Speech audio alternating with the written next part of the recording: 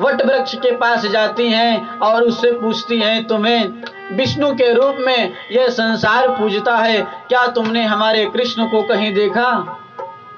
People के पास जाती हैं, तुम्हारे दूध चढ़ाने से, तुम्हारे पास दीपक जलाने से महाराज सभी मनोकामनाएं पूर्ण होती हैं, तो क्या तुमने हमारे कृष्ण कन्हैया को कहीं देखा? हमारे प्यारे घनश्याम को कहीं देखा? तुलसी के पास जाती हैं और पूछने लगती हैं, क्या तुमने हमारे प्यारे को कहीं देखा है? उसी समय महाराज हवा का झोंका चलता है और तुलसी हिलने लगती है। तो कुछ गोपियां कहती हैं, देखो ये कह रही है कि मैं नहीं बताऊंगी। तो कहती हैं, हाँ ये क्यों बताएगी, यह तो हमारी सवत है, भगवान इससे बहुत प्रेम करते हैं, यह क्यों हमको बताने लगी? फिर पृथ्वी माता से पूछने लगती हैं, माता जहां कहीं भी गए होंगे आपके ऊपर वह कोमल कोमल चरणों का स्पर्श करते हुए ही गए होंगे, आप ही बताओ हमारे प्रभु कहाँ गए हैं? महाराज इतनी विरह वेदना है कि सभी गोपियां रो रहे हैं, अश्रुपात कर रही हैं और पूरे ब्रज में ढूंढ रहे हैं। इधर राधा जी को लेकर भगवान कृष्ण जा रहे थे, तो राधा जी ने सोचा, अगर मैं भगवान के साथ रही तो इन गोपियों को भगवान के दर्शन कभी नहीं होंगे,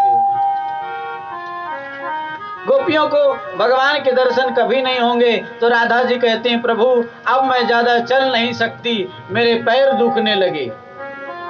भगवान कह रहे हैं, तुम मेरे कंधे पर बैठ सकती हो? राधा जी ने कहा हाँ, और जैसे ही बैठने के लिए तैयार हुई, भगवान वहां से भी अंतर्धान हो गए।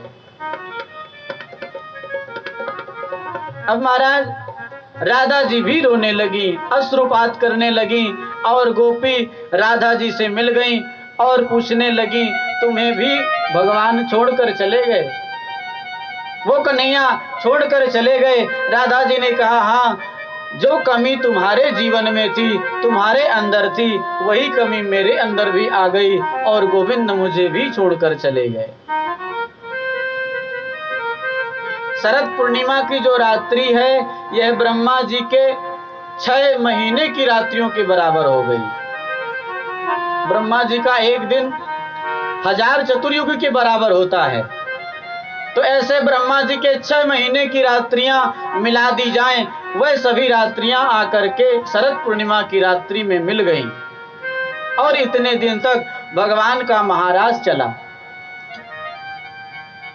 तो अब गोपियां पूरे ब्रज में ढूंढकर भगवान को और यमुना जी के किनारे आ जाती हैं।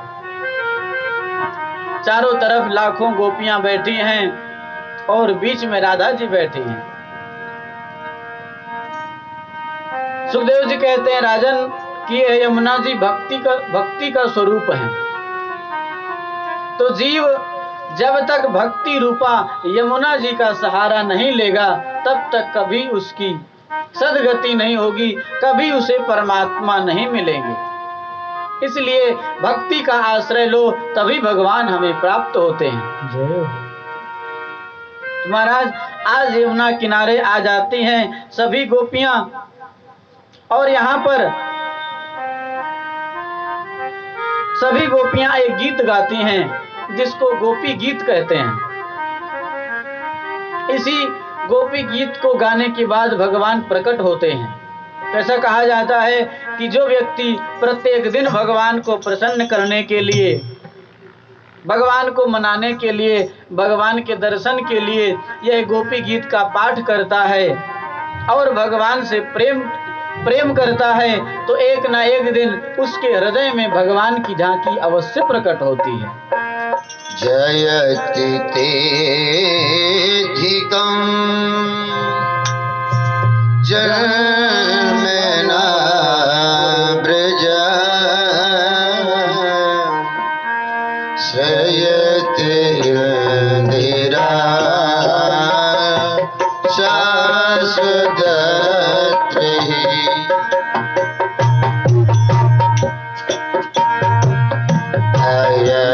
दृश्यता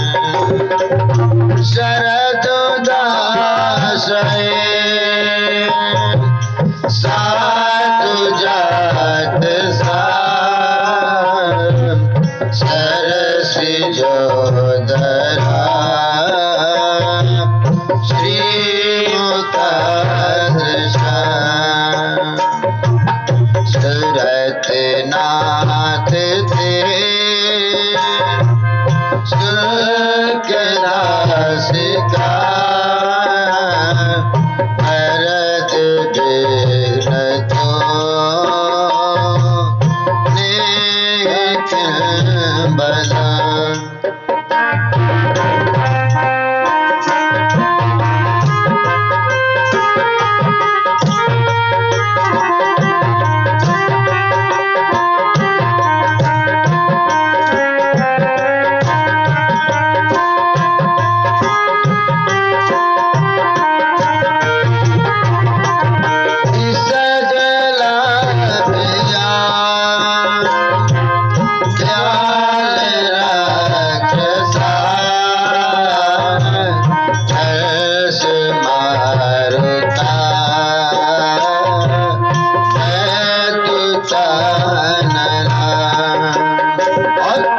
विश्व में या